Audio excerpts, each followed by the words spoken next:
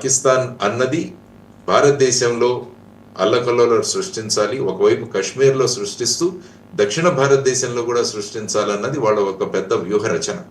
So ఆ విధమైన పరిస్థితులలో ఈ ఆ, ఈ ఈ మాడ్యూల్ని ఒకటి బ్రేక్ చేయడం అన్నది, తర్వాత వాళ్ళందరికీ కూడా శిక్షలు పడ్డాయి, యావజ్జీవ కారాగార శిక్షలు. వాళ్ళు అక్కడ ఉన్నారు. వాళ్ళని ఇంట్రాగేట్ చేస్తున్నప్పుడు ఏ విధంగా వాళ్ళను ఇరాన్ని వీళ్ళు యూజ్ చేసుకున్నారు బేసిక్ గా పాకిస్తాన్ వాళ్ళు. అప్పుడు డైరెక్ట్ గా పాకిస్తాన్ కి వెళ్ళాలంటే ఇబ్బందిగా ఉండేది, కాబట్టి వీరందరినీ కూడా ఇరాన్ పాస్పోర్ట్లు ఇప్పించి అక్కడికి వీసాలు చెప్పి అక్కడి నుంచి పాకిస్తానీలు వీళ్ళని పాకిస్తాన్ భూభాగంలో తెచ్చి వాళ్ళకు ట్రైనింగ్ ఇచ్చేవాళ్ళని ఆ ఇంటరాగేషన్ లో వాళ్ళు చెప్పడం జరిగింది.